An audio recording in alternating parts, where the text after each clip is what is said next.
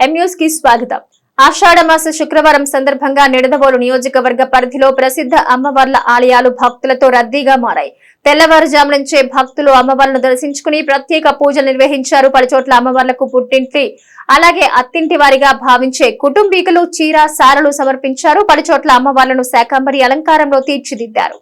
ఉండ్రాజవరం గ్రామంలో వేంచేసి ఉన్న కనకదుర్గ అమ్మవారిని కూరగాయలతో శాకంబరిగా అలంకరించారు. సుమారు 200 కిలోల కూరగాయలతో శోభాయమానంగా అమ్మవారిని ఆలయ ప్రాంగణాన్ని అలంకరించారు.